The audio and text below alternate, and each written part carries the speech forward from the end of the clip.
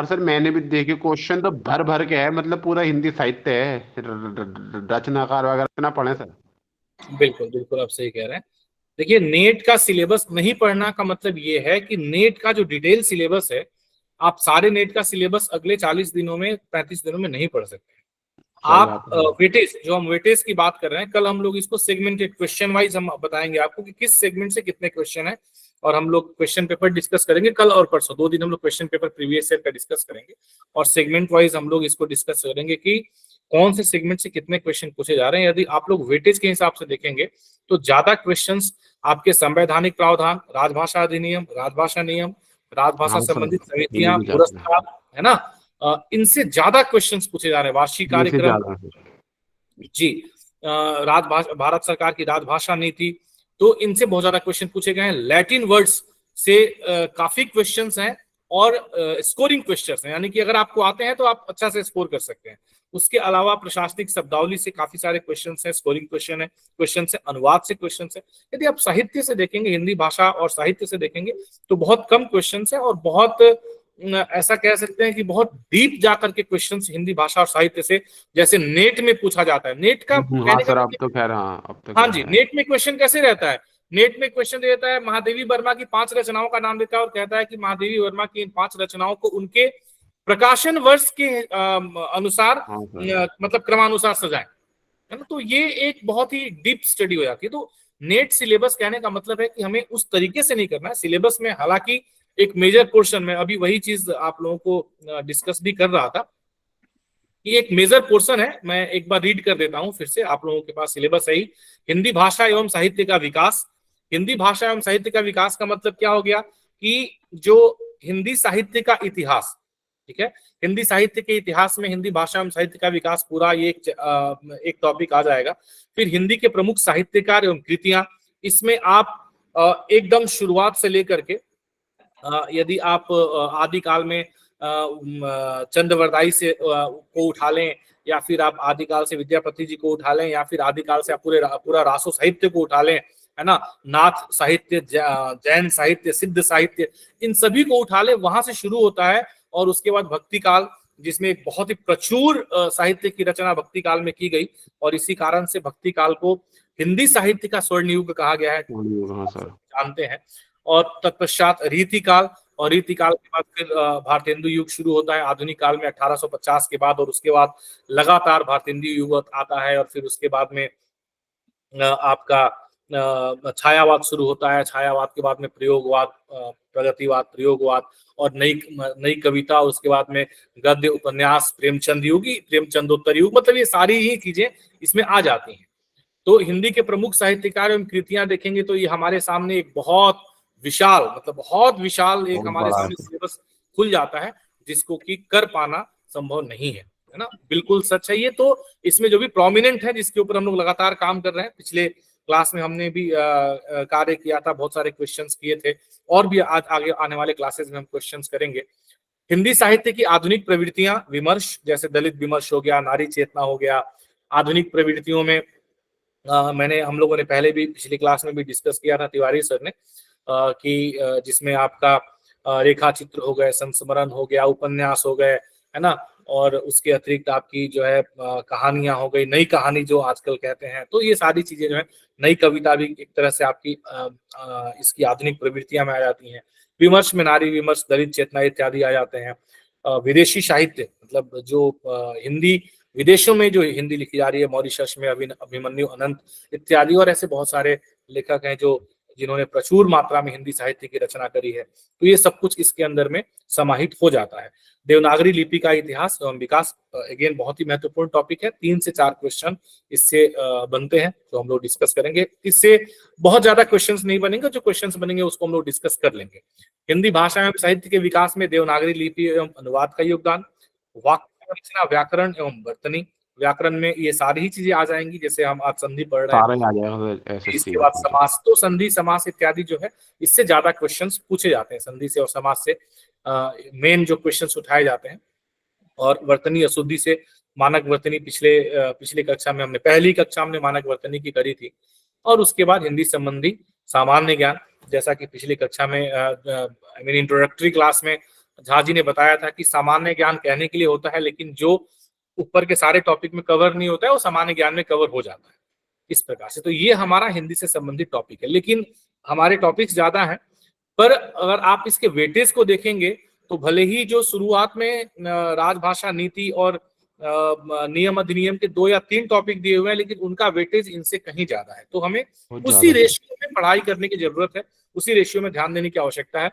ऐसा हम नेट का सिलेबस नहीं करने का मेरा कहने का या झा जी के कहने का तात्पर्य ये था कि आप लोग ऐसा ना करें कि अपना पूरा का पूरा समय हिंदी साहित्य और नेट के सिलेबस को रिवाइज करने में लगा दें और जो अहम चीजें हैं वह उस चक्कर में छूट जाए, है ना। विशेषकर यह तकलीफ उन विद्यार्थियों के साथ में ज्यादा है जिन्होंने हिंदी में एमए किया हुआ है, क्योंकि जिन्होंने हिंदी में एमए किया हुआ है उन्होंने ऑलरेडी ये सारी चीजें पढ़ी हुई है, तो उनको इसको पढ़ने में रिवाइज करने में आसान भी लगता है, अच्छा भी लगता है, क्योंकि जो चीजें पढ़ी हुई हैं उनको दोबारा पढ़ने में, उनको उसको पढ़ने में, रिवाइज करने में आनंद आता है। पर और राजभाषा प्रावधान चूंकि नई चीज है, कई सारे लोगों को एक बार 2 बार पढ़ने में आसानी से समझ में नहीं आती है, तो इसको लेकर के थोड़ा सा इससे हम और थोड़ा पढ़ने से बोर भी लगता है, तो लोग दूर भागने का प्रयास करते हैं। हमारा प्रयास है कि हम इसको बहुत आसान बना दें धीरे धीरे, जैसे जैसे क्लासेस अभी हम करते जाएंगे। अभी तो हमने वार्षिक कार्यक्रम का क्लास किया है, उसका सेशन किया है। आगे हम लोग जो है संवैधानिक अनुच्छेद से शुरू करेंगे, 120, 210, 343 से लेकर के। हाँ बिल्कुल बिल्कुल सही आप कह रहे हैं। 20 क्वेश्चन हिंदी साहित्य से रहेंगे भी नहीं, 20 क्वेश्चन रहेंगे। निकल हम इसको बिल्कुल सेगमेंटेड आपके साथ में सर डिस्कस करेंगे। जैसे जी मैंने भी जो पेपर देखा था ना थोड़ा सा, तो सर मुझे जहाँ तक लग रहा है, मान लो 100 नंबर का पेपर है उदाहरण के लिए, तो मैं जहाँ तक समझता हूँ उसमें से कम 90 सही होने चाहिए, क्योंकि बहुत हाई कट ऑफ जाएगी, क्योंकि इतना मुश्किल है नहीं पेपर। जी बिल्कुल। तो अच्छा सर, एक सवाल और भी उसने पूछूंगा।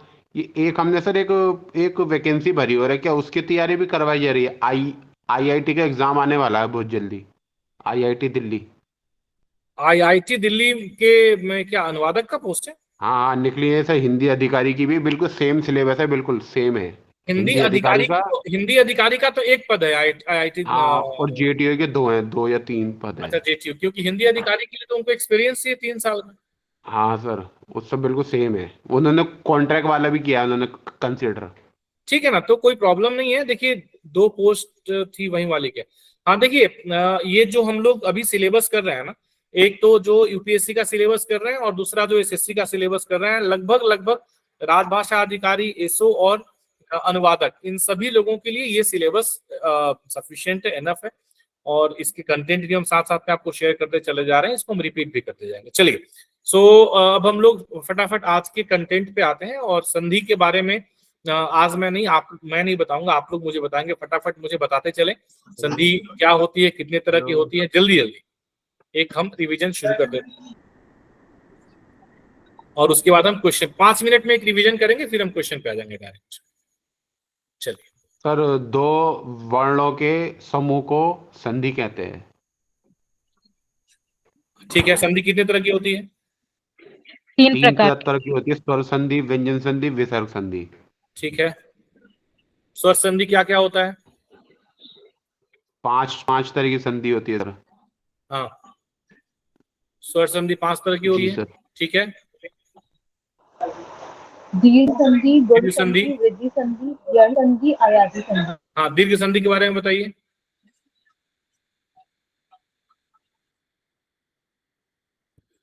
सर याद तो है, मगर वैसे आ जाएगा, दो मतलब हर्ष, थ्योरी में नहीं पता, देखिए पकड़ लेंगे। 2 हर्ष मिलके एक दीर्घ बनाते हैं, या एक हर्ष और एक दीर्घ मिलके एक दीर्घ बनाता है, या 2 दीर्घ मिलके, है ना, 2 दीर्घ मिलके भी एक दीर्घ बना सकते हैं।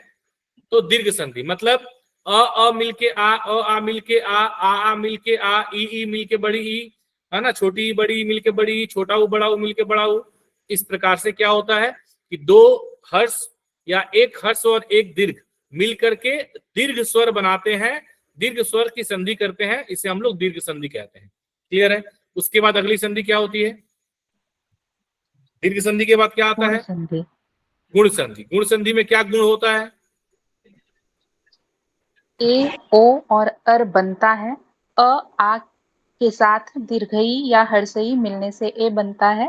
अ या आ के साथ हर्षऊ या दीर्घऊ मिलने से मतलब ओ बनता अ है। के साथ अगर ई मिलता है तो ए बन जाएगा, अ के साथ अगर उ मिलता है तो ओ बन जाए। ओ बन जाएगा, ओ बन जाएगा। है ना।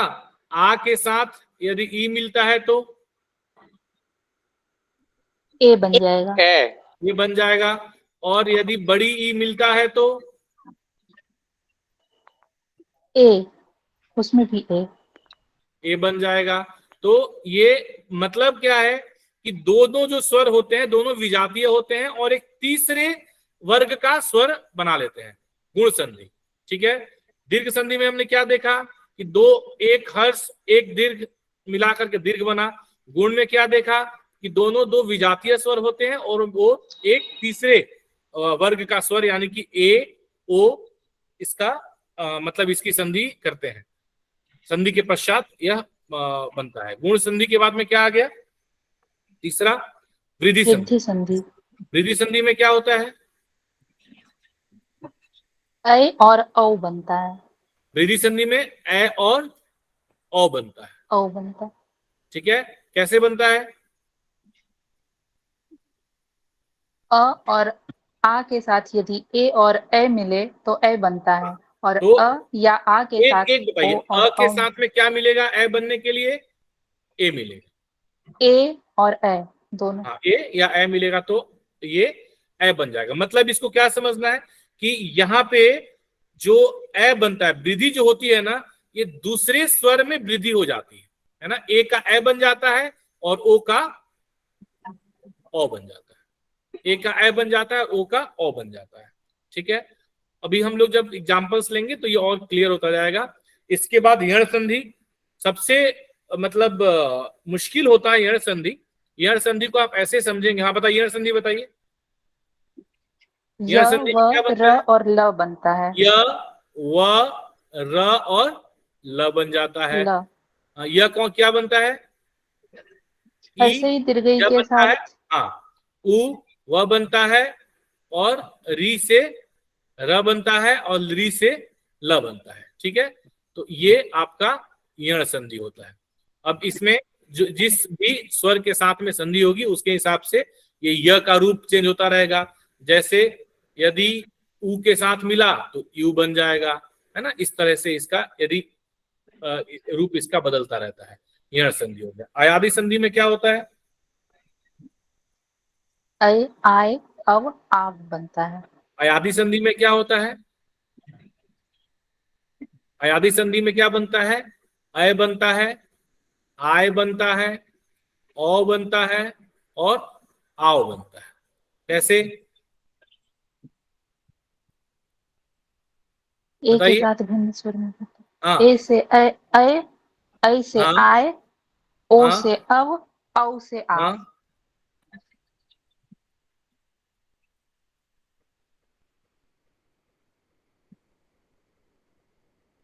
ओ प्लस औ और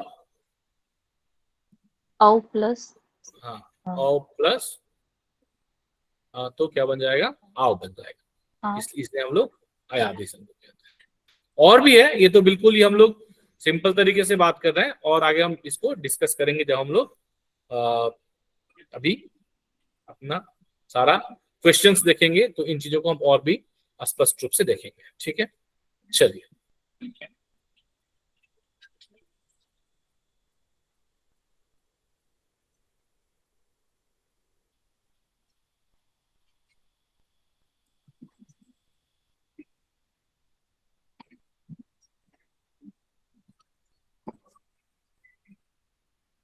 चलिए, स्क्रीन दिख रहा है आप लोगों को?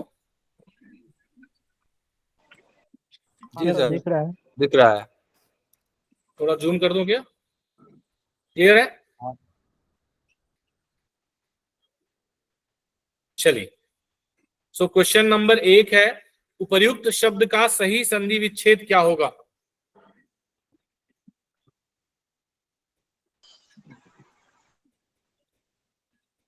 बी होगा सर। उपर्युक्त शब्द का सही संधि विच्छेद क्या होगा?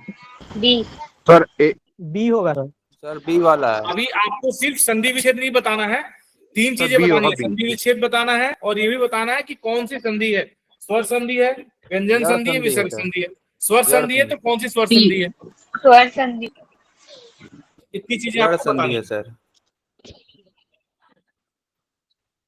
स्वर बताइए। संधि है सर बी। हाँ जी, बी नंबर। यड़ संधि है सर। बी बी है सर, स्वर संधि। ठीक है, सही आंसर क्या होगा? बी वाला है सर। सही आंसर होगा बी। संधि कौन सी होगी? स्वर संधि। कौन सी स्वर संधि? यड़ संधि। यड़ वाला, यण। यड़ संधि सर। हर बार ये सर, वो ध्यान। अब यण संधि का एक यण। सीधा सीधा यण संधि का एक सीधा सीधा आइडेंटिफिकेशन तिवारी सर ने बताया था आप लोगों को, याद है आप लोगों को?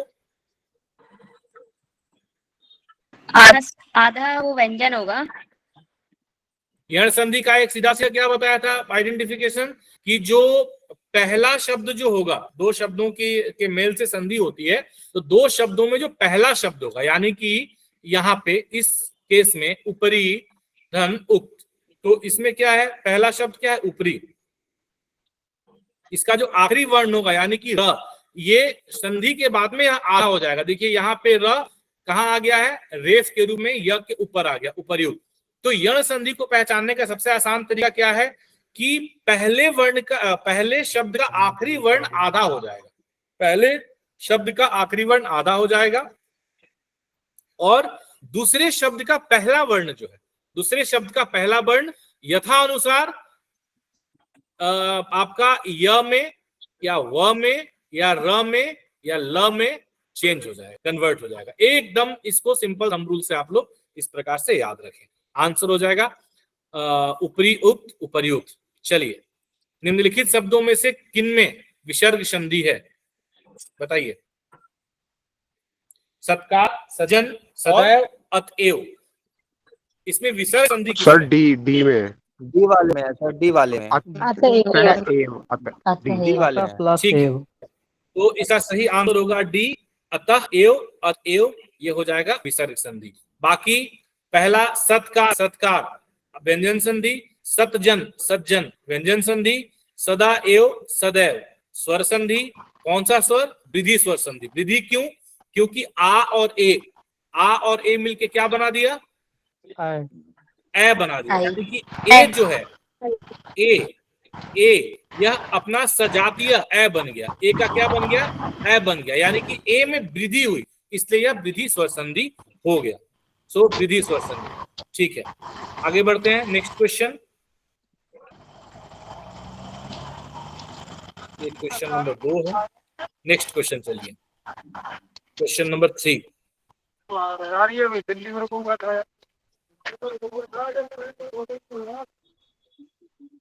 बताइए।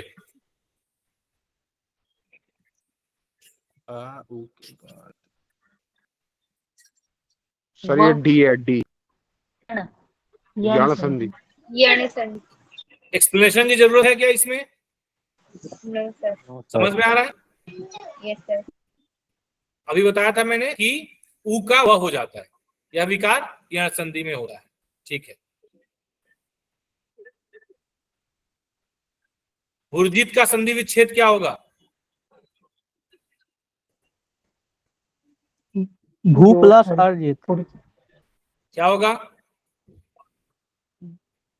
भू प्लस अर्जित। भू सी प्लस नंबर होगा। उर्जित।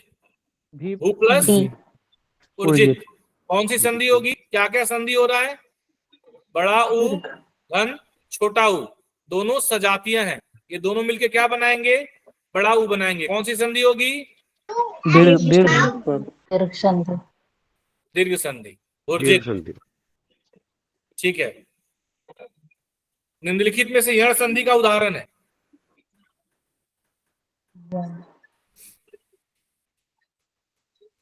बताइए। सी होगा सर। सी वाला है सर, सी वाला। C number. मनवंतर। ठीक है, सर सी है, सी है। यण संधि का उदाहरण है सी। इसमें क्या हुआ? ऊ व बना। अ मिलके वह हो गया। मतलब अंग मिलके वंग बन गया, है ना? कैसे होगा, महा और आर्य मिलके यहाँ पे क्या हुआ, आ और औ मिलके औ बना, वृद्धि हुई, वृद्धि संधि। आ और उ मिलके ओ बन गया, गुण संधि। और यहाँ पे यण संधि हो गई, क्योंकि अच्छा मैंने क्या बताया था, न आधा हो जाएगा, बधु उत्सव, यहाँ पे दीर्घ स्वर संधि होगी। स्पष्ट है, आगे बढ़ते हैं। निह कपट का सही संधि रूप क्या होगा? सी सी नंबर कौन सी संधि है? सी विसर्ग कौन सी संधि है? विसर्ग संधि। ठीक है। सर गायक का सही संधि विच्छेद क्या होगा? गायक गायक। गायक बी वाला कौन है सी सर। संधि है? आयादी आयादी। संधि।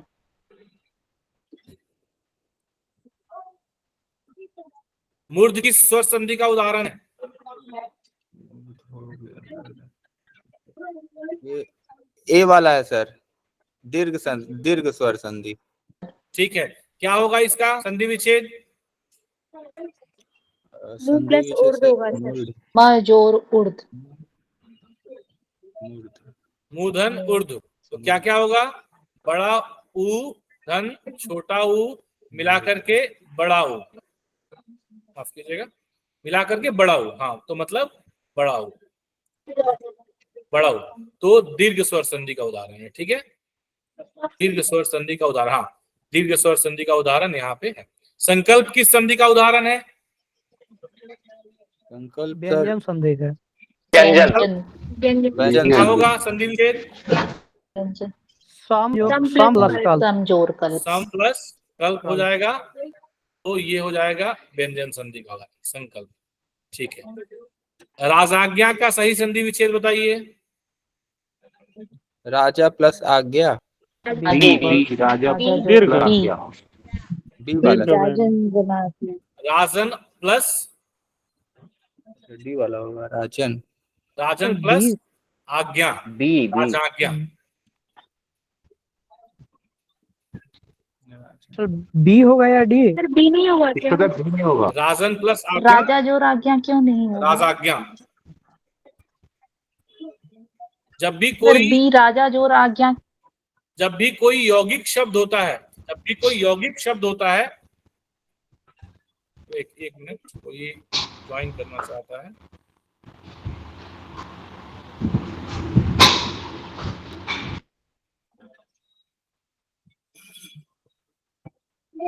जब भी कोई यौगिक शब्द होता है, ठीक है, और उसके बाद में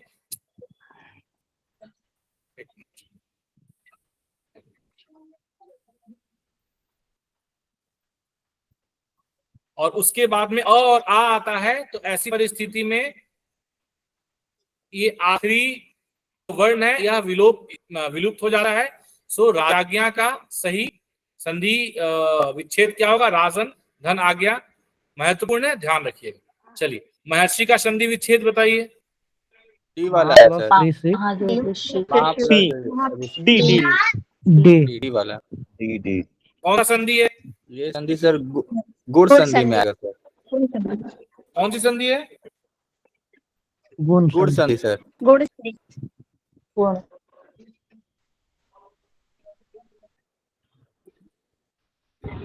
यण संधि सर। यण संधि कैसे होगा? यण संधि मैंने आपको बताया, यण संधि तभी होगा जब पहले शब्द का आखिरी वर्ण संधि के पश्चात आधा हो जाता है ना? तो ऐसी स्थिति में यण संधि होती है। यण संधि को पहचानने का सबसे आसान तरीका आप लोग ध्यान रखें। ठीक है, यहाँ पे क्या होगा? गुण स्वर संधि होगी, जहां पे आ और री मिलके अर बन जाएंगे। आ और री मिल करके अर बन जाएंगे। ठीक है, हाँ ये दिया होगा, आ और री मिलके अर बन जाएंगे। अर यहाँ पे अर में हलंत। ठीक, पावक का सही संधि विच्छेद बताइए। बी वाला है सर, पावक। ये बी और ए में कंफ्यूज मत होइए आप लोग। पो अन पवन पौ अक पावक। हाँ पावक। हमेशा याद रखिएगा, जब ओ आएगा तो होगा, जब औ आएगा तो आव होगा, है ना। ओ से औ और औ से आव। स्वर संधि के कितने भेद होते हैं? 5। 5 5 बी।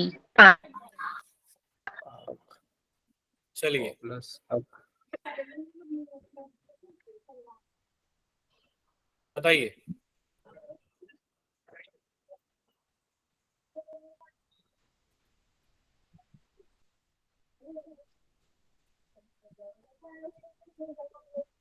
विसर्ग के पहले आ। एग्जाम्पल है अंतःपुर, लोप हो जाता है। पूर, अंतः क्यू। सर ऐसे ही रहेगा ज्यों का त्यों। सी सी। है ना। सी वाला। हाँ, तो विसर्ग ज्यों का त्यों रहता है। यदि विसर्ग के पहले अ या आ हो और बाद में क ख प फ हो तो संधि के समय विसर्ग अपरिवर्तित रहता है। अंतःपुर मैंने बताया, प्रातः काल हो गया, पय पान, ये एग्जाम्पल आप ध्यान रखेंगे। सूर्योदय शब्द निम्नलिखित में से किस संधि का प्रकार है? ए है सर, क्या गुण होगा? संधि है। क्या होगा? ए नंबर। सूर्य प्लस उदय। उदय। तो सूर्य प्लस उदय। क्या क्या होगा संधि? कौन कौन से वर्णों की संधि होगी? अ सर ये प्लस प्लस उ इज इक्वल टू ओ। संधि कौन सी होगी? तीनों भी आती हैं। ये तीनों में कोई भी सजातीय नहीं है। जब तीनों में कोई भी सजातीय नहीं होगा तो गुण संधि। तीनों में कोई भी सजातीय नहीं होगा तो गुण संधि। चलिए, स्वागत शब्द निम्नलिखित में से किस संधि का प्रकार है? जड़ संधि है सर, सी वाला है सर। सुधन आगत। आगत। आगत। आगत कौन सी संधि होगी? यण संधि। यण। जड़ संधि है सर। सु का स आधा हो गया, है ना, और क्या बन गया? सु जो है, मतलब सु का उ जो है वह में कन्वर्ट हो गया। स्वागत, यण संधि, ठीक है। और आम के वाव। वसुधैव का संधि विच्छेद क्या होगा? वसुधा जोड़ ए। वसुधा प्लस ए नंबर। वसुधा जोड़ एव, वसुधैव, है ना। तो कौन सी संधि बनेगी? दीर्घ। आ प्लस ए मिलके क्या बना? ए। आई। मतलब इसका सजातीय वर्ण ये है, सॉरी है ना। इसमें क्या हो गया? ए से ए बन गया, वृद्धि हुई, तो यह वृद्धि स्वर संधि हो जाएगी। बहुत आसान है, थोड़ा सा आप लोगों को ध्यान रखना है ना। जब ये दूसरा जो वर्ण है, दूसरा जो स्वर आ रहा है, वह उसी का सजातीय लेकिन उससे एक बड़ा, जैसे ए का ए और ओ का ओ हो जाए तो वह वृद्धि स्वर संधि हो जाती है। बहुत बढ़िया, आगे बढ़े हैं। हाँ, यहाँ आपको बता दिया। अधोगति शब्द का संधि विच्छेद क्या होगा? अधोगति, डी वाला सर। प्लस गति। अधः जोर गति। विसर्ग डी वाला। ठीक है, ये तो आसान है, आप लोगों ने सुना भी होगा। अधोगति, अधः गति, इसका नियम क्या है? यदि प्रथम शब्द का अंतिम वर्ण अ या आ हो, अ या आ हो, उसके बाद विसर्ग हो। विसर्ग संधि के बहुत ज्यादा नियम ध्यान रखने की इतनी आवश्यकता नहीं है, कंफ्यूजन ज्यादा होता है। उदाहरण से ज्यादा याद रखें आप लोग तो बेहतर रहेगा। फिर भी यदि प्रथम शब्द का अंतिम वर्ण अ या आ हो, उसके बाद विसर्ग हो तथा दूसरे शब्द की प्रथम शब्द का प्रथम वर्ण लिखा है, शब्द का प्रथम वर्ण तृतीय चतुर्थ पंचम वर्ग या अंतस्थ हो तो विसर्ग के स्थान पर ओ का उच्चारण किया जाता है। अधोगति, अधोगति, अधोगति। विसर्ग संधि किसे कहते हैं? विसर्ग स्वर व्यंजन से मेल। इसका एक और उदाहरण दे सकते हैं आप लोग? अधोगति का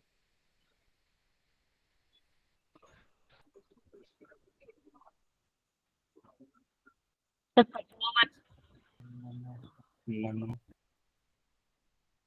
उधोगति मनोबल, तपोबल, तपोबल। ठीक है। विसर्ग संधि दुर्बोध, किसे कहते हैं? विसर्ग विसर्ग संधि किसे कहते हैं? स्वर या व्यंजन के मेल से जो विकार होता है। विसर्ग एवं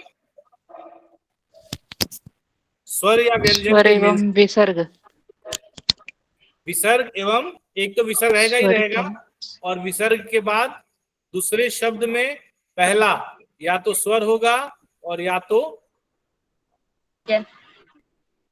व्यंजन होगा। तो सही आंसर क्या होगा? इनमें से कोई नहीं। विद्यालय में कौन सी संधि है? तो बहुत आसान है। ये तो सर जब भी संधि पढ़ते हैं तो सबसे पहले यही पढ़े, विद्यालय, विद्याधन आलय विद्यालय। चलिए,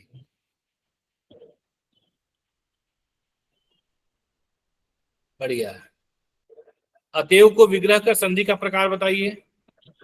बी वाला सर, विसर्ग संधि। विसर्ग संधि, अतः जोरेव, विसर्ग, ये हो। सही संधि। सचरित्र का विग्रह है सत प्लस चरित्र। सत जोड़ ए वाला है चरित्र, सर। ए, प्लस चरित्र,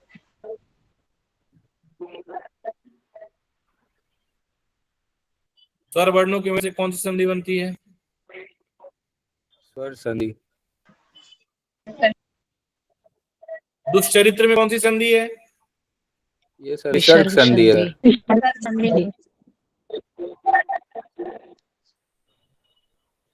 बताइए। स्वर संधि नहीं है। अजंत, ये क्या है? महा ए सर ए। आशय। स्वर संधि नहीं है। स्वर संधि नहीं है। नहीं बता, अजंत, अजंत होगा। अच्छा हाँ सर, डी वाला सर। हाँ, डी ऑप्शन। इसका क्या होगा? उद्धार, उद्धार। प्रौढ़ का क्या होगा? प्र, प्रौढ़ का बताइए। प्रौढ़, प्र उपसर्ग और प्लस और ओढ़,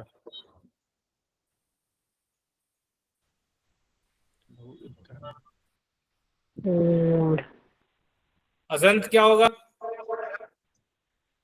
अत जोर अन, आधा, उत्तधन ज्वल, उज्ज्वल नहीं पढ़े हैं आप लोग? हाँ, जहां पे त का ज हो जाता है, अत अंत जन, हाँ, व्यंजन संधि है। ठीक है, चलिए।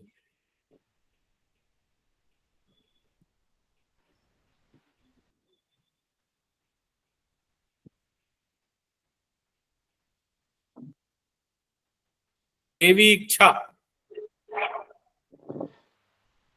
बी वाला है सर। इच्छा, छुट्टी क्या होगा? बी वाला सर। बी, देवी इच्छा।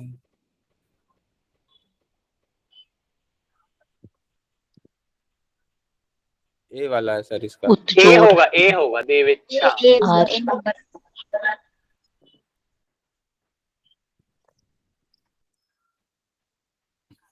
यदि प्रथम शब्द का अंतिम वर्ण थ तथा अंतिम का प्रथम वर्ण ह हो तो शब्दों के मध्य थ का उच्चारण होता है ना?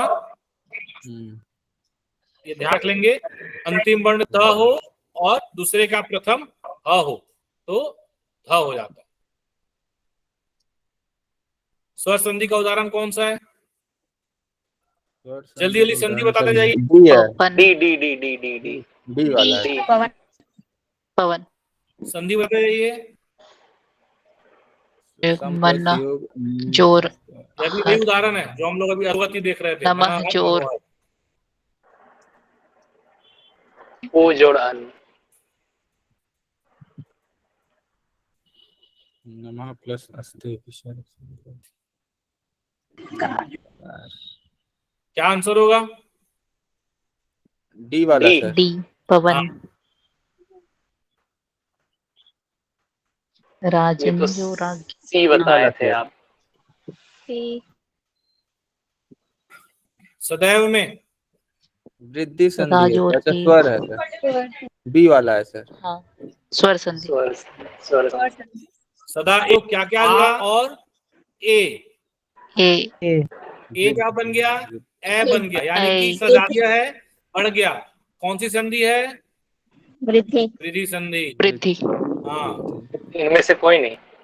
हाँ, आंसर इनमें से कोई नहीं होगा। है ठीक है, नहीं स्वर संधि होगा अरे ना? यार आप स्वर संधि होगा सर। स्वर स्वर संधि संधि होगा। होगा। हाँ ठीक है। तपोवन में प्रयुक्त संधि का नाम है शी है। विसर्ग विसर्ग पहजोर वन अ के बाद तपः तप वन, प्लस तपोवन। कौन सी संधि होगी? विसर्ग स्वर संधि है। निषिद्ध का संधि विच्छेद क्या होगा? निहजोर नी प्लस सिद्ध। सर ये ए वाला है सर। ए वाला जी? ए विसर्ग। ए वाला है सर। ठीक है।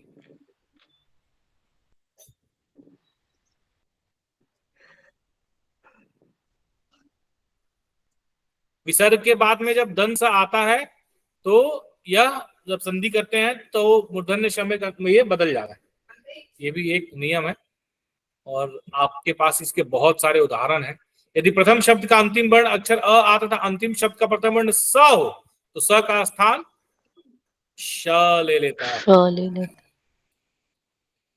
नयन का संधि विच्छेद बी वाला है सर। नेजोर अन बी प्लस अन।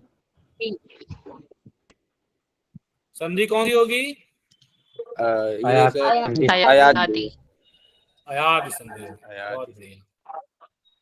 चलिए अब बताइए। उत्सिष्ट ए उच्च ए वाला है सर। उत्सिष्ट, इसमें क्या होगा? ये त जो है ता का च हो व जाता का है। च हो जाएगा और श का ये दूसरा, मतलब चवर्ग का जो दूसरा वर्ण होता है, जैसे उज्ज्वल। उज्ज्वल में क्या होता है? उत्जोर ज्वल जवल उत्धन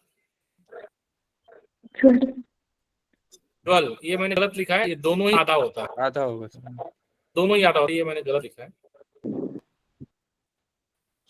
अरे यार, ये बहुत कॉमन एरर है, बहुत मतलब अक्सर लोग इसको ऐसी गलती कर देते हैं।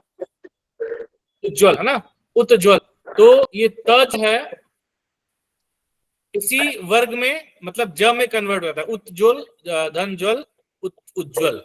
यहाँ पे उत्सिष्ट, उच्छिष्ट। ऐसे ही एक वर्ड और आता है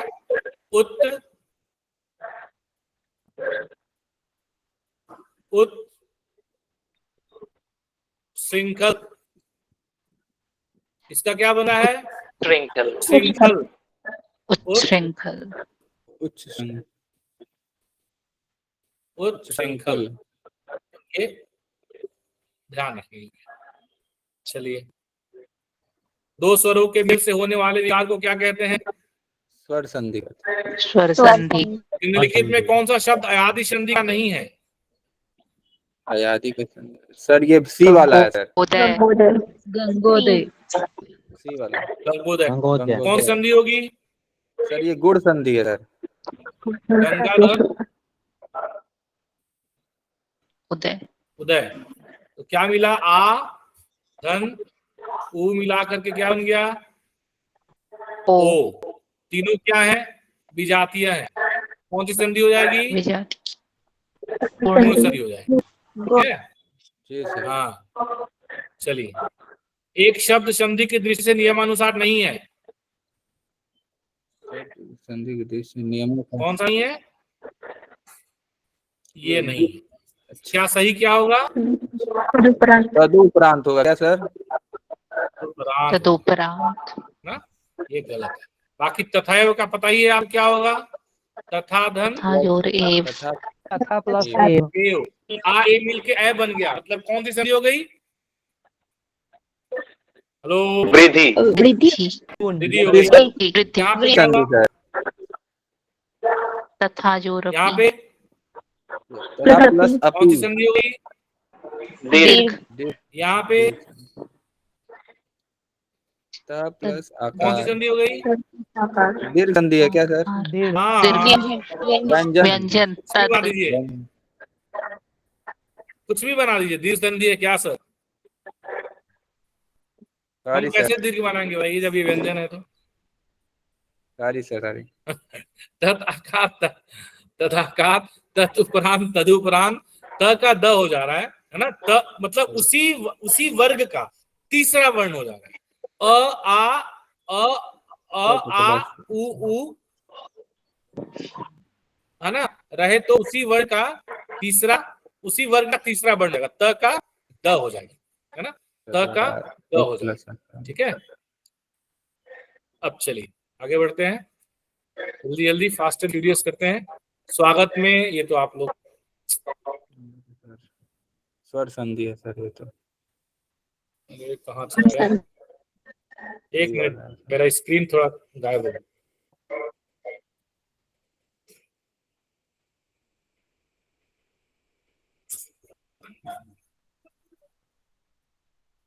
अरे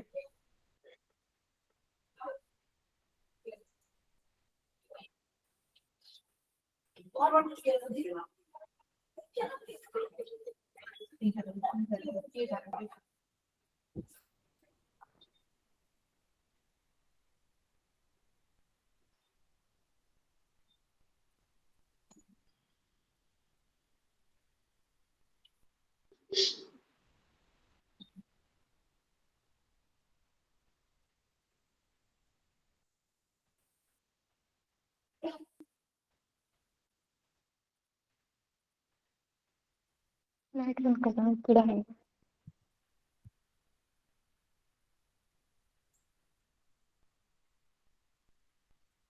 चलिए कोई बात नहीं, बीच में थोड़े थोड़े विघ्न होने चाहिए। एकदम हमारा क्लास बढ़िया निर्विघ्न चल रहा था, तो बीच बीच में थोड़े से विघ्न रहने से क्या सही रहता है। ब्रेक मिल जा रहा है सर। अब ब्रेक भी मिल जाता है और प्लस वो मतलब निशानी है कि सब कुछ अच्छा चल रहा है। चलिए, स्वागत में संधि है, कौन सी संधि है? ये तो आसान है बहुत ही। स्वर वाला, डी वाला है। सुजोरागत। स्वर संधि, कौन सा स्वर? यण। यर्ण। यण संधि है सर। यण संधि है ना, क्योंकि स का आधा हो गया। अच्छा, ये तो हम लोगों ने ऑलरेडी एक बार पहले भी कर लिया है, तो यण संधि हो जाएगी। स्वर संधि।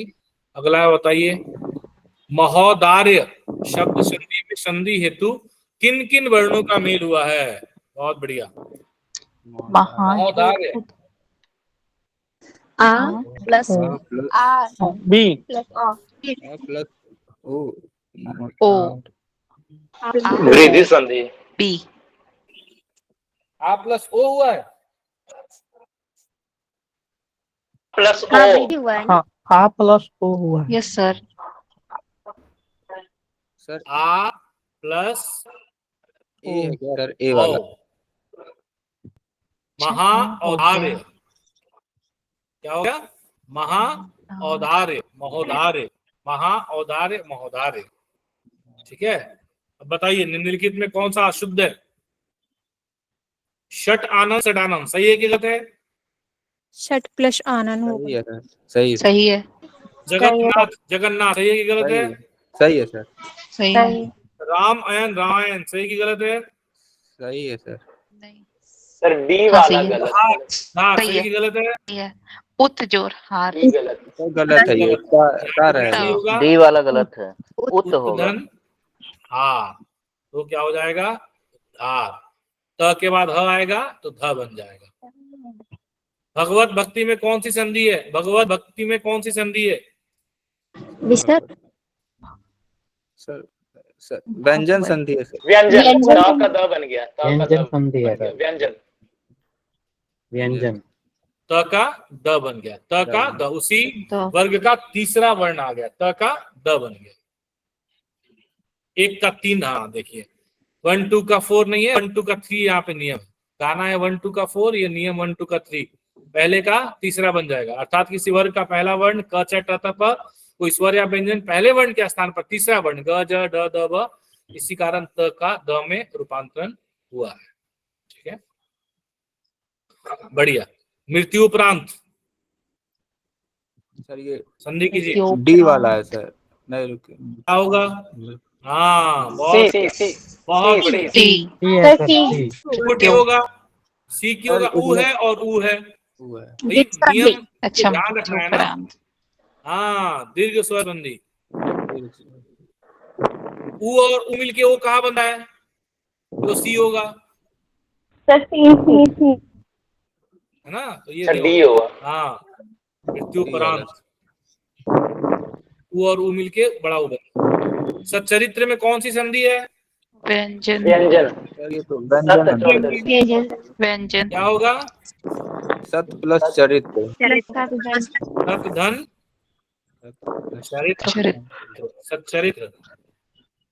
ठीक है। गुरु औदार्य की संधि क्या होगी?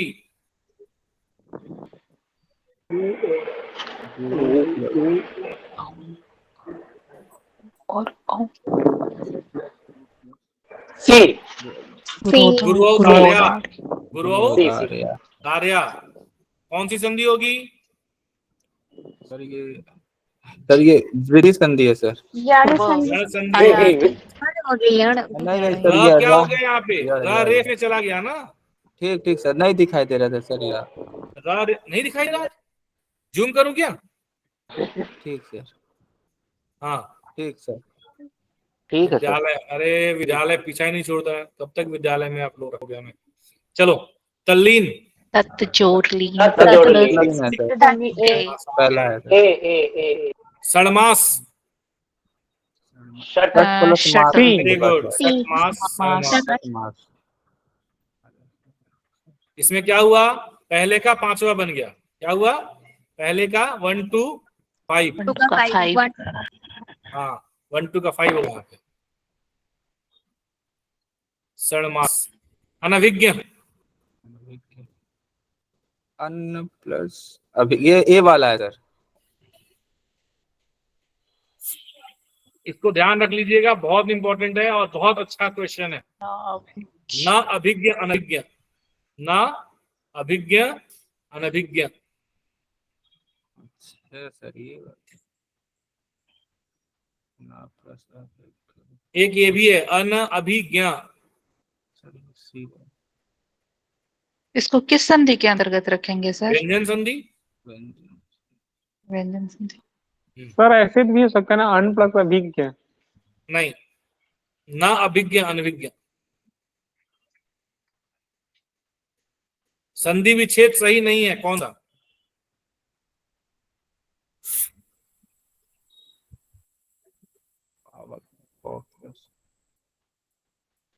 डी।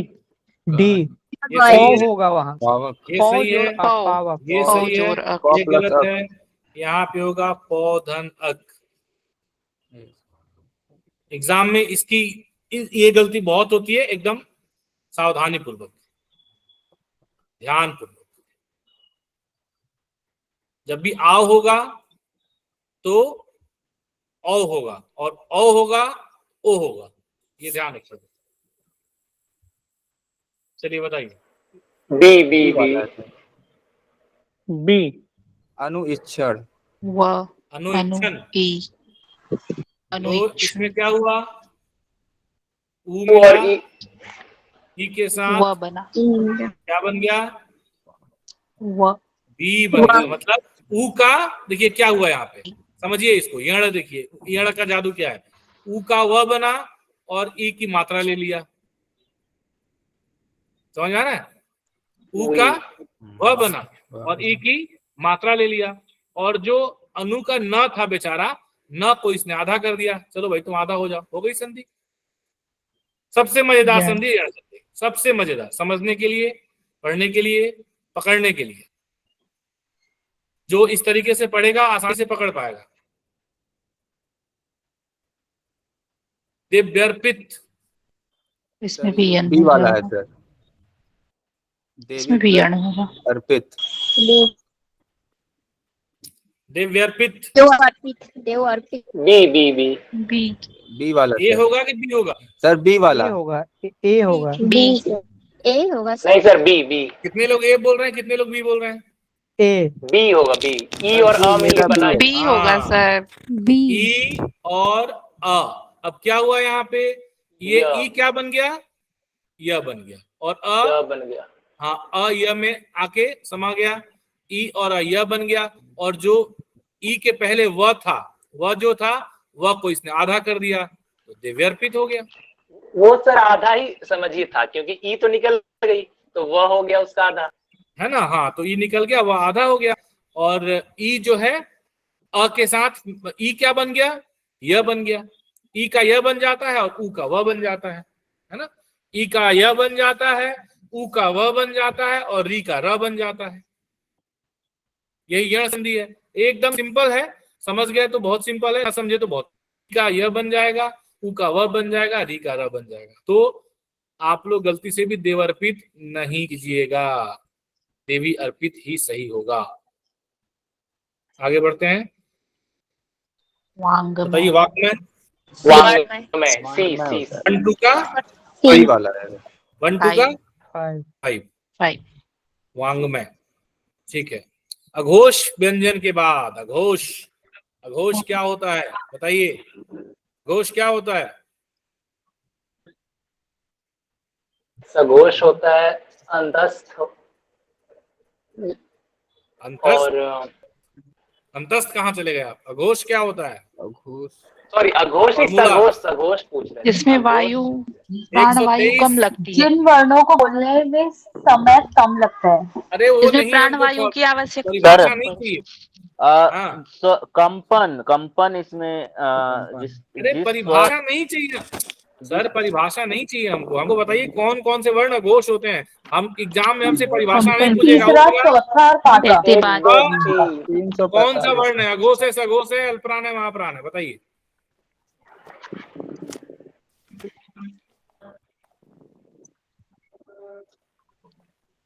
अघोष पहला दूसरा। क अघोष, ख पहला दूसरा सर अघोष होता है। क ख। पहला दूसरा अघोष होता है, तीसरा चौथा यार वाला पांचवा वाह सघोष होता है। हाँ, होता है सर। पहला शास्त्रा। दूसरा ख।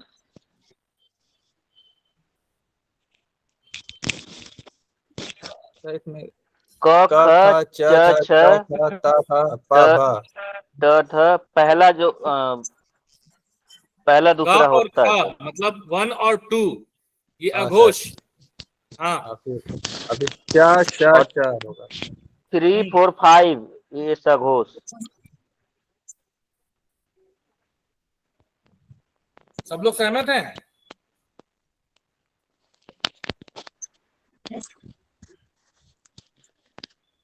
सर तालमेश्वर मूर्धन्य सा दंत सर भी इसमें शा अघोषी शा होते शा भी हैं। आता है सर। हाँ जी। इसमें शा यानी शा कि शा उष्ण भी आता है व्यंजन। सर। अघोष, सघोष, अल्पप्राण, महाप्राण, कम से कम 5 से 6 क्वेश्चन है आपके एग्जाम में।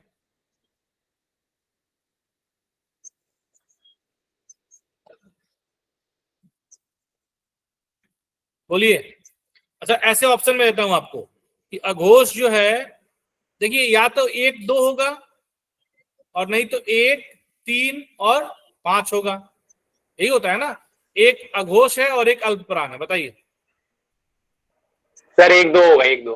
1 2 होगा सर। देखिए इसको कैसे याद क्योंकि रखेंगे आप? सर देखिए क्योंकि सर- अंतस्थ, क्योंकि हाँ, बोलिए। अंतस्थ 3 4 5 सघोष होता है। 3 4 5 सघोष होता है, तो 1 2 बच गया तो अघोष होगा। 3 4 5 सघोष होता है और 1 2 अघोष होता है। और 1 3 5 क्या होता है? ये तो सर अल्पप्राण है। ये अल्पप्राण। अल्पप्राण है सर। और अल्प प्राण। हाँ, और 2 और महाप्राण महाप्राण 2 है। 4 होता है महाप्राण, सेकंड हाँ। वाला। और हाँ, इसमें लंबा समय लगता है। ये एकदम, ये मतलब बार बार रिवाइज में क्यों करा देता हूं, क्योंकि इससे क्वेश्चन रह रहे हैं, चाहे आपका जीएसटी का एग्जाम होगा चाहे ये, इससे प्रश्न रहेंगे ही रहेंगे 100%। चलिए, उच्च श्रृंखल की संधि क्या होगी? कुछ सर ए। पहला वाला है सर। उच्च श्रृंखल, उच्च श्रृंखल का मतलब क्या होता है? उच्च श्रृंखल का मतलब उच्च श्रृंखल का मतलब श्रृंखला क्या से होता है? बाहर। हाँ, छुछुंदर किसने बोला? कोई, किसी ने छुछुंदर बोला क्या?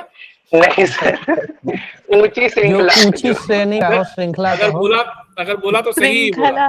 हाँ, अगर बोला तो सही बोला, लगभग वैसा ही कुछ होता है उच्च श्रृंखल का मतलब, जो थोड़ा सा मतलब, हाँ ठीक।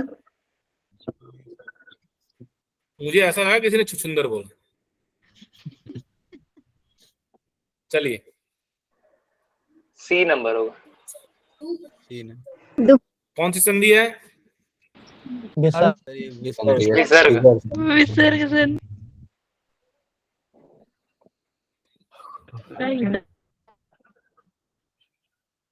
बताइए। डी होगा। Sir D d d d d d d d d d D है सर, डी। अधि जोड़े जी? स्नान डी। टी टी कौन सी यण संधि होगी? डी डी डी यण। यड़ संधि है सर। यण संधि। भाई सभी को समझ में आ रहा है ना? कुछ लोग ऐसा नहीं है बस सत्यनारायण भगवान की कथा की बस सुनते चले जा रहे हैं और लास्ट में बोलेंगे जय। हाँ, हेलो, हाँ सर, समझ में आ रहा है। पक्का? आ रहा है यस सर। सर। बहुत यस बढ़िया। सर। सिर्फ समझना ही नहीं है, सिर्फ समझना नहीं है, समझते तो समझ तो आप लोग बहुत दिनों से रहे हैं, समझते समझते मैट्रिक कर लिए, इंटर कर लिए, ग्रेजुएशन कर लिए, एमए कर लिए, पोस्ट ग्रेजुएट डिप्लोमा कर लिए, समझते समझते। अभी याद रखना है और याद रख के एग्जाम में लिख करके आना है, ठीक है? Yes sir. बढ़िया तरीके से टारगेट है। अभी हमारे पास यहाँ लगभग 30 लोग हैं, 30 के 30 लोगों का नाम फाइनल लिस्ट में होना चाहिए यूपीएससी का जैसे रिजल्ट आएगा। रहेगा कि नहीं रहेगा बताइए? रहेगा सर। Yes sir. रहेगा सर। बहुत मुश्किल नहीं है, बता रहा हूँ, बहुत मुश्किल नहीं है ना? बहुत आसान है, बहुत आसानी से हो जाएगा। बस थोड़ा सा आप लोगों को मेहनत ज्यादा करना है। जितनी मेहनत आप लोग कर रहे हैं उससे थोड़ी ज्यादा मेहनत करनी है। मैं ये जरूर चाहूंगा कि यदि मैं दिन भर मेहनत करके और शाम को कड़क 8 मतलब 7:40-45 में बैठ जाता हूँ, तो आप लोग नौकरी पाने के लिए कम से कम 7:55 7:59 तक तो यार जोड़ ही सकते हैं आप लोग, ताकि हम लोग शार्प 8 बजे शुरू कर सकें। क्या बहुत मुश्किल है बताइए? नहीं सर। नहीं सर। है ना? या फिर इंडिया में अपना क्या बोलते हैं, अपना इम्पोर्टेंस बताने का सबसे आसान तरीका है कहीं पर भी लेट पहुंचो, है ना? तो पता लगे अच्छा अभी सुमीर जी पहुंच रहे हैं, बढ़िया, सबसे आखिर में स्वागत है आपका। चलिए, ऐसे नाम मतलब मैं वैसे ले रहा हूँ, आप ये मत समझिएगा कि मैं आपका जानबूझ के नाम ले रहा हूँ, जस्ट उदाहरण के लिए नाम ले लिया। उच्छिष्ट का संधि विच्छेद क्या होगा? सी है सर। हाँ जी, सी सर। आंसर तो दिखा दिए सर। अरे हाँ, आंसर तो दिख गया। अरे कोई बात नहीं, ठीक है। तो ये उच्छिष्ट, ये तो पहले भी आया था ना ये शब्द? जी पहले सर। भी आया था। चलिए, नहीं, पहले नहीं है। श्रृंखल। श्रृंखल आया था। हाँ, दिए गए शब्द के सही संधि विच्छेद का चयन कीजिए। सप्तर्षि बी वाला है सर। बी। हाँ संधि कौन सी होगी? सर, ये गुण संधि है सर। गुण गुण गुण। गुण। अर्धन री मिल के क्या बन इसमें गया? अर बन रहा, अर बन रहा। अर बन गया।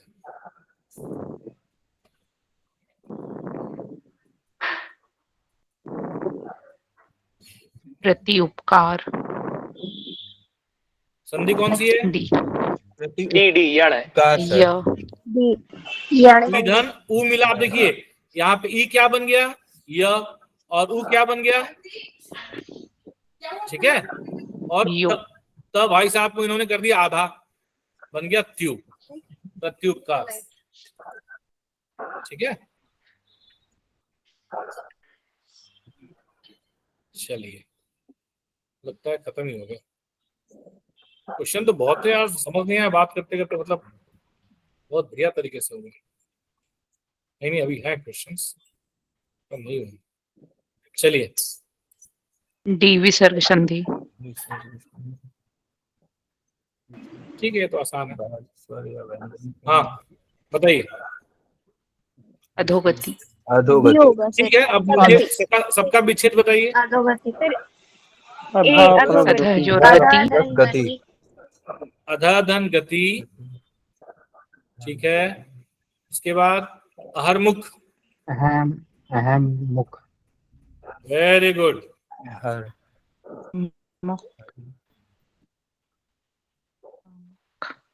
हरम हस्तिदंत।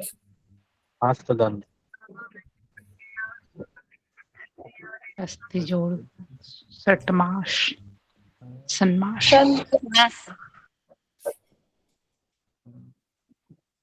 और इसका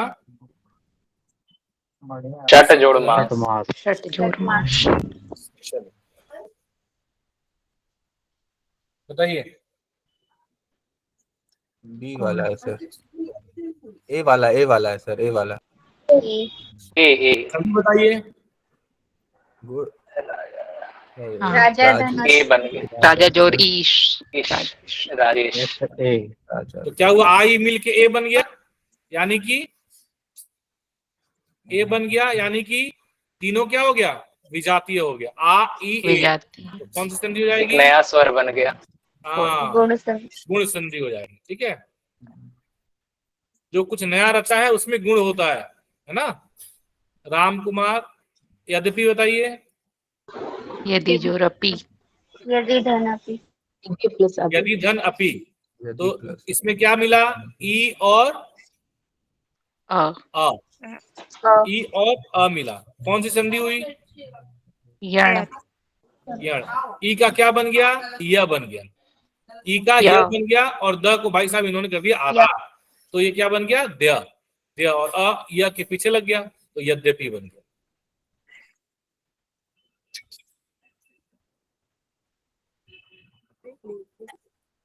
स्वाधीन का संधि विग्रह। स्वाधीन का सर स्व प्लस अधीन। अधीन ना, स्वाधीन। अ और अ मिलके क्या बन गया, दीर्घ संधि। दीर्घ। संधि कौन सी बनी, दीर्घ स्वर संधि। हमको लगता है कि आज आप में से बहुत सारे लोगों के संधि के कॉन्सेप्ट क्लियर है। कुछ लोगों के, जितने लोगों के क्लियर नहीं थे अभी तक, विशेषकर स्वर संधि में, मुझे लगता है कि शायद आज की क्लास के बाद आप कभी यण संधि, अयादि संधि, गुण संधि और वृद्धि संधि भूलेंगे। विधुदय का सही संधि विच्छेद क्या है? वधु प्लस उदय। वधु कहाँ से आ गई? विधु सर, सॉरी विधु विधु उदय।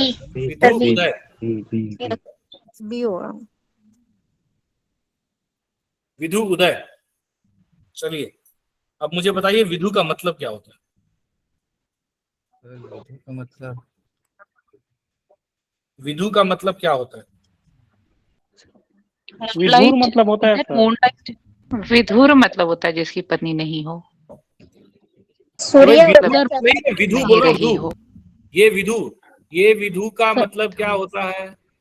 मूनलाइट है क्या सर? उदय, उदय किसका होता है सूर्य का। भाई? उदय या तो सूर्य का होता है, सूर्य। और या तो चांद का होता है। मतलब ऐसा ज्यादातर इनके लिए उदय शब्द का प्रयोग होता है। तो विधु मतलब क्या होता है, चांद। विधु मतलब चांद। विधु उदय, विधुदय। ये सही है कि ये सही है? B number. बी सही है। बी वाला है बी सर। सही है। हाँ, बी सही है। बढ़िया, आगे बढ़े हैं। हाँ, ये विधु उदय, विधुदय। विधु मतलब चांद। हमारे लिए ये तो हमने ऑलरेडी कर लिया। मना भाव, भाव। प्रति छाया, ये बताइए। प्रति जोड़ सी वाला। सी। सी, ठीक है। प्रति छाया, संधि विच्छेद क्या होगा, प्रतिच्छाया। व्यंजन संधि होगी। पुनरुक्ति में कौन सी संधि है? विसर्ग।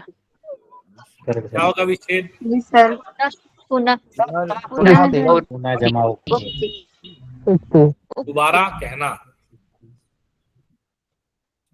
मनोरथ में कौन सी संधि है? वो आसान है, मनहरत।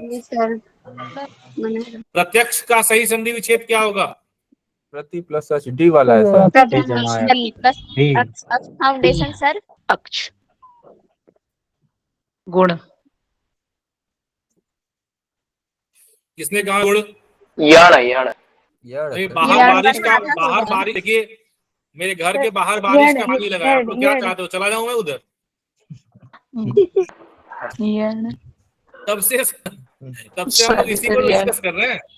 ई और य बन गया और अ के पीछे लगे, य को पूरा कर दिया, ई का य बन गया, यण संधि, इसीलिए इसको यण संधि कहते हैं। ई का य बन जाता है, ऊ का व बन जाता है, और ई सर आप क्यों जाएंगे? जो गलत बताएगा वो जाएगा। देखिए इसमें बहुत सिंपल है, ई का य बनेगा और ई के बाद जो आएगा, जैसे ई के बाद अ आया तो य होगा, ई के बाद मान लीजिए कि ई आ गया तो ई हो जाएगा, ई के बाद ऊ आया तो ये यू हो जाएगा, और ई के बाद बड़ा ऊ आया तो ये यू हो जाएगा, ई के बाद ए आया तो ये मतलब थोड़ा डिटेल है, मैं उतना डिटेल नहीं जाना चाह रहा था। ई के बाद ए आया तो इसका ये हो गया, ये यही है। अब इसी में अगर आप ई को ई की जगह आप ऊ कर दें तो ये वी है ना, ऊ वे ऐसा हो जाएगा, यही यण संधि होती है। और जो पहले शब्द का आखिरी वर्ण होता है, व्यंजन जो होता है, व्यंजन कहें तो ज्यादा उचित रहेगा, उसको क्या करता है, ये आधा कर देता है। क्यों? क्योंकि उसके ऊपर से मात्रा छीन जाती है, मात्रा छीन जाती है तो आधा हो जाता है, बहुत सिंपल। चलिए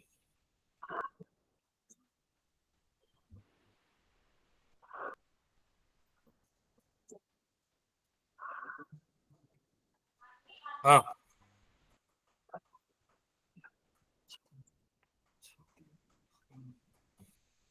इतना देर मत लगाइए, तो जल्दी बताइए।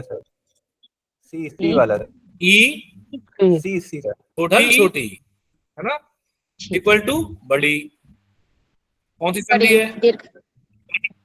दीर्घ संधि है। सजातीय, दीर्घ में तीनों सजातीय होते हैं, गुण में कोई सजातीय नहीं होता है, और विधि में 2 सजातीय होते हैं। दीर्घ में तीनों सजातीय होते हैं, तीनों सजातीय होते हैं, गुण में तीनों विजातीय होते हैं, तीनों विजातीय होते हैं, गुण में तीनों विजातीय होते हैं, और विधि में लास्ट दोनों आखिरी वाले सजातीय होते हैं। बस दीर्घ, गुण और विधि पहचानने का एकदम आसान सा तरीका है, सिंपल। यण का मैंने बता ही दिया, आयादी का बता ही दिया। अजंत का संधि विच्छेद क्या होगा? अभी हमने ऑलरेडी इसको देख लिया, थोड़ी देर पहले देखा था। ये बताइए। डी वाला है सर। जी सर। बी से बहुत डाउट में रहते हैं आप लोग। भाई बड़ी है, छोटी है, मिला करके बनेगा बड़ी ई, दीर्घ संधि होगी, है ना, दीर्घ संधि होगी। लक्ष्मी का मीनिंग भी होता है, छोटी वाले में मीनिंग नहीं निकल रहा है। हाँ, उसमें मीनिंग भी नहीं बनता।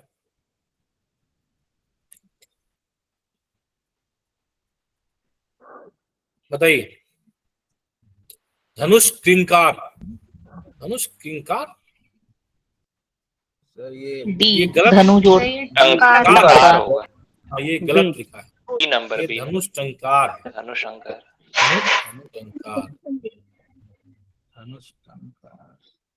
डी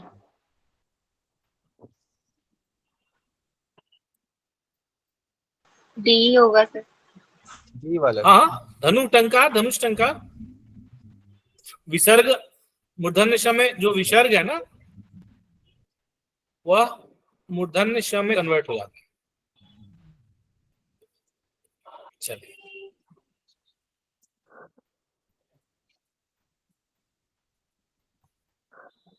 दिव्यागम दिव्यागम, देवी देव आगमन। देवी आगम, पाया था देवी बी आगम। नंबर। देवी आगम। बोलिए, डी वाला है सर। देवी आगम। डी या डी? बी बी डी वाला सर। आगमन। D for delta. B. Yes sir, D for delta. क्या होगा? बड़ी ई धन आ, है ना? तो क्या होगा? बड़ी ई यह में कन्वर्ट हो जाएगा और आ आके इधर मात्रा लग जाएगा, तो ये हो गया या। और वह जो है बड़ी के पहले वाला वह आधा हो जाएगा, ये बन जाएगी। ठीक है, इस तरीके से ये पूरा हमारा आज का संधि का एक निचोड़ हो गया। और मुझे लगता है कि शायद ही, चाहे आपका एसएससी जीएसटी का एग्जाम हो, चाहे आपका डीआरडीओ का एग्जाम हो, चाहे आपका लोकसभा अनुवादक आने वाला है बहुत जल्दी, वह एग्जाम हो, बहुत जल्दी उसकी नोटिफिकेशन आने वाली है। लगभग 100 से ऊपर सीटें हैं, आप लोग कमर कस लें। लेवल 8 की लेवल 8 मतलब 4800 ग्रेड पे की वैकेंसी आने वाली है। चाहे वह एग्जाम हो और चाहे कोई भी एग्जाम हो, संधि से इससे बाहर शायद ही कोई क्वेश्चन आएगा। अगर इतने कॉन्सेप्ट आपके क्लियर हो गए तो इसी कॉन्सेप्ट में से संधि से क्वेश्चन आपको पूछेगा। ठीक है, तो हम आज के सेशन में, अमन जी थोड़ा सा म्यूट कर लें, बहुत शोर हो रहा है। लग रहा है स्टेशन पे है क्या अमन जी? चलिए, तो आज का ये सेशन हमारा यहीं पे समाप्त हम करेंगे इसे। और उसके बाद कल का सेशन बहुत ही इंपॉर्टेंट रहने वाला है। कल के सेशन में हम लोग संवैधानिक अनुच्छेद के बारे में शुरुआत करेंगे, उससे संबंधित कुछ प्रश्न करेंगे, कुछ बहुत महत्वपूर्ण और बहुत प्रोमिनेंट प्रश्न करेंगे, जिससे हमें संवैधानिक अनुच्छेदों का एक आउटलाइन मिलेगा। साथ ही साथ कल हम लोग इस बात पे डिस्कस करेंगे कि हमारा जो क्वेश्चन पेपर है उसमें किस टॉपिक का कितना वेटेज रहने वाला है, क्योंकि टॉपिक देख करके आपको ना कंफ्यूज नहीं होना है। अपने तैयारी का जो आपको एक प्लान है ना, उस प्लान को जिस तरीके से हम लोग बता रहे हैं उस तरीके से रखना है।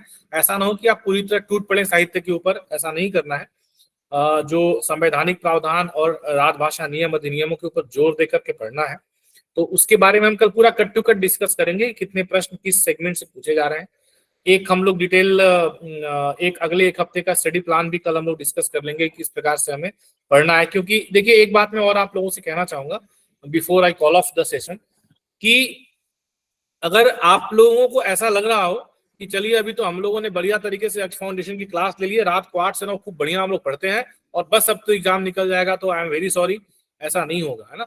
8 से 9 सिर्फ हम आपको एक रास्ता दिखा रहे हैं, we are just showing you the way कि कैसे आपको तैयारी करनी है ना। जहाँ पे आपको तकलीफ हो रही है, आपको समस्याएं आ रही हैं, उसको हम लोग इसमें निराकरण करने का प्रयास करेंगे। हम अपने अनुभवों के आधार पे आपको उसके बारे में बताएंगे जो समस्याएं आपको आ रही हैं। पर सिर्फ 1 घंटे की पढ़ाई आपका यह एग्जाम आप निकाल लें, यह संभव नहीं है सिर्फ 1 घंटे की पढ़ाई से। इसलिए आप लोग रोज कम से कम 20 तारीख तक 5 से 6 घंटे डेडिकेटली आप लोग इसके लिए दें। अच्छे से 5 से 6 घंटे पढ़ाई करेंगे, तभी जा करके जो है, मतलब मैं कम से कम कह रहा हूँ, अगर आपकी क्षमता है तो उससे ज्यादा करें तो और भी बेहतर है, तभी जा करके आप इस एग्जाम को क्लियर कर पाएंगे। और हम सबका जो एक, हम कह सकते हैं कि सबका लक्ष्य है, हम सब लोगों ने मिलकर एक लक्ष्य रखा हुआ है कि जितने लोग भी इस सेशन में, सारे के सारे लोगों का नाम फाइनल लिस्ट में हो, तो इसको प्राप्त करने के लिए सभी को मेहनत अपने स्तर पे करनी पड़ेगी। ठीक है, तो इसलिए मेहनत करें बढ़िया तरीके से। कभी भी कोई भी प्रॉब्लम आए, मैं हमेशा कहता हूँ एनी टाइम 24/7, कोई मुझे रात को 11 बजे भी डाउट आने पे कॉल करता है, आई रिप्लाई जितना मेरे से होता है मैं बताने का प्रयास करता हूँ। तो आप लोग, और मुझे इनफैक्ट अच्छा लगता है कि आप लोग उस तरीके से मेहनत कर रहे हैं, तो बढ़िया तरीके से मेहनत करें आप लोग। कल फिर हम लोग मिलेंगे 8 बजे। कल हम लोग संवैधानिक प्रावधान के ऊपर बात करेंगे। Thank you so much. किसी का कोई प्रश्न हो तो पूछ सकते हैं, वरना मैं सेशन को ऑफ करूंगा।